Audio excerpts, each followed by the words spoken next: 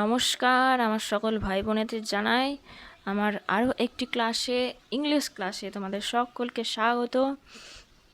আর বেশি কথা না বাড়িয়ে চলো দেখতে থাকো। আজকে খুব ইম্পর্টেন্ট একটা টপিক নিয়ে তোমাদেরকে বলবো, সেটা হচ্ছে প্রিপোজিশন। প্রিপোজিশন কিন্তু আমরা অনেকেই ভুল করে, মানে আমাদের অনেকেরই ভুল হয়। হ্যাঁ, আমি যখন তোমাদের মতো এজে ছিলাম তখন আমারও ভুল হতো, বাট যাই হোক শিখেছি, বুঝেছি, তারপরে এখন আর সেরকম ভুল হয় না, মানে ভুল হয় না।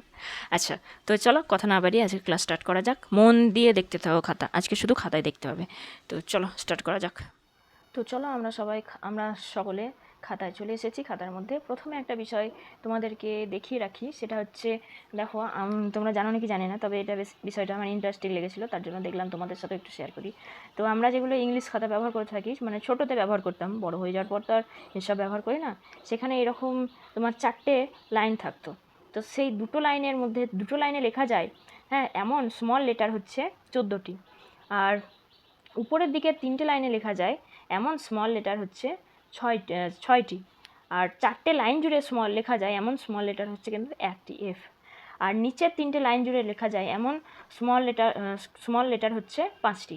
তো চলো আজকের যে মূল টপিক সেদিকে আমরা চলে যাই। দেখো, প্রিপোজিশন, ঠিক আছে, প্রিপোজিশন। তো প্রিপোজিশন নাউন বা প্রোনাউনের আগে বসে নাউন বা প্রোনাউনের সঙ্গে বাক্যের সম্পর্ক তৈরি করে।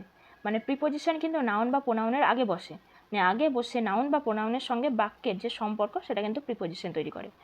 আচ্ছা, যেমন একটা এক্সাম্পল দিয়েছি, দেখো, I am going to Kolkata. আচ্ছা, তার আগে ক্লাস শুরু করবার আগে আমি আরও একটা কথা বলে দিই, যদিও এই কথাটা আমি আগে বলেছিলাম, যে আমি এগুলো লিখে আনি তার কারণ হচ্ছে আমার কাজ হচ্ছে টাইম সেভিংস করা। কীভাবে টাইম সেভিংস করব সেদিকে ফোকাস করা, কে কী ভাবলো না ভাবলো আমার তাতে কিছু যায় আসে না। তো যাই হোক, দেখো, I am going to Kolkata, এই যে টু, ঠিক আছে, নাউন আর প্রোনাউনের সাথে কিন্তু একটা সম্পর্ক স্থাপন করছে টু। তো টু হচ্ছে একটা প্রিপোজিশন। তারপরে দেখো, বেশ কিছু এখানে আমি প্রিপোজিশন লিখে নিয়েছি, মানে লিখে রেখেছি, সেগুলো কিন্তু তোমরাও লিখে নেবে, কারণ এটা খুব দরকার জানাটা। তো দেখো, প্রথমে হচ্ছে ইন। ইন মানে হচ্ছে মধ্যে, কোনো কিছুর মধ্যে, এটা হচ্ছে ইন। অন, অন মানে হচ্ছে ওপরে, কোনো কিছুর ওপরে। ওভার, ওভার মানে কিন্তু কোনো কিছু ওপরে, ঠিক আছে, মানে ওভার মানে এই ধরো ওপরে আছে এইভাবে যাবে, ঠিক আছে, ওভার। অ্যাবভ, অ্যাবভ মানে হচ্ছে ঠিক মাথার উপরে, এই যে ধরো এটা আছে ঠিক মাথার উপরে, ঠিক আছে। অ্যাক্রস, অ্যাক্রস মানে হচ্ছে ওপর দিয়ে চলে যাওয়া, মানে এরকম টাইপেরই, ঠিক আছে। আপ, আপ মানে হচ্ছে ওপরের দিকে, আমি জানি এগুলো তোমরা সকলে জানো, তবুও একবার বলছি। ডাউন, ডাউন মানে হচ্ছে নিচের দিকে। বিনিথ, বিনিথ মানে হচ্ছে নিচের মধ্যে, এই নিচের মধ্যে। আন্ডার, আন্ডার কিন্তু আন্ডার মানেও নিচে। বিটুইন, বিটুইন মানে হচ্ছে দুটির মধ্যে। অ্যামং, অ্যামং মানে হচ্ছে অনেকের মধ্যে। অ্যামিডস্ট, অ্যামিডস্ট, অ্যামিডস্ট মানে হচ্ছে কোনো কিছুর মধ্যে। ইনটু, ইনটু মানে হচ্ছে বাইরে থেকে ভিতরের দিকে, ভিতরের মধ্যে, বাইরে থেকে ভিতরের মধ্যে, ঠিক আছে। তারপরে নেক্সট দেখো, নেক্সট হচ্ছে বাই। বাই মানে হচ্ছে দ্বারা, এটা কিন্তু মানুষের ক্ষেত্রে ব্যবহার করা হয়। উইথ, উইথ মানেও কিন্তু দ্বারা, যেটা বস্তুর ক্ষেত্রে ব্যবহার করা হয়। আচ্ছা, অ্যাট, অ্যাট মানে হচ্ছে নিজের দিকে, ঠিক আছে, অ্যাট। আর এই অ্যাটটা আবার ছোটো কোনো জায়গার ক্ষেত্রেও ব্যবহার করা হয়। টু, টু মানে হচ্ছে বাইরের দিকে, বাট এই টুটা আবার বড় জায়গার ক্ষেত্রে ব্যবহার করা হয়। আচ্ছা, বিসাইড, বিসাইড মানে হচ্ছে পাশে। বিসাইডস, বিসাইডস মানে হচ্ছে তাছাড়াও, এটা কিন্তু খুব ইম্পর্টেন্ট, এটা মনে রাখবে, যে বিসাইড মানে হচ্ছে পাশে, কিন্তু বিসাইডস মানে একটা যদি এস যোগ করো তাহলে সেটা হবে তাছাড়া। অফ, অফ মানে হচ্ছে এর। ফর মানে হচ্ছে জন্য হইতে। ফ্রম মানে হচ্ছে হইতে। সিন্স মানে হচ্ছে হইতে, মানে সাল, সালের ক্ষেত্রে কিন্তু সিন্স ব্যবহার করে। অ্যাবাউট, অ্যাবাউট মানে হচ্ছে সম্বন্ধে। বিহাইন্ড, বিহাইন্ড মানে হচ্ছে পেছনে। অফেন, অফেন মানে হচ্ছে পরে, পরে। তারপর হচ্ছে অ্যাডমিট, অ্যাডমিট মানে হচ্ছে বস্তুর মধ্যে। আর অ্যামি, অ্যামি মানে হচ্ছে অনেকের মধ্যে। এই দুটোও কিন্তু খুব ইম্পর্টেন্ট, মনে রাখবে। তো চলো পরের পাতায় চলে যাই। ওকে, এবার দেখে নাও অ্যাট ও ইন এর মধ্যে পার্থক্য, ঠিক আছে, যেটা তোমাকে আগেই বললাম, যে অ্যাট ছোটো জায়গার ক্ষেত্রে ব্যবহার হয়।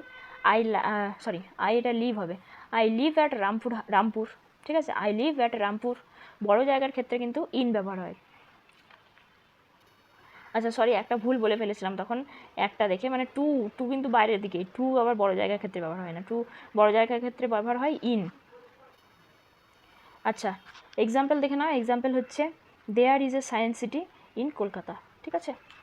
এবার দেখো, অ্যাট, ইন আর অনের মধ্যে পার্থক্য, কোথায় কী ব্যবহার করে, পার্থক্য বলতে হচ্ছে কোথায় কোনটা বসে।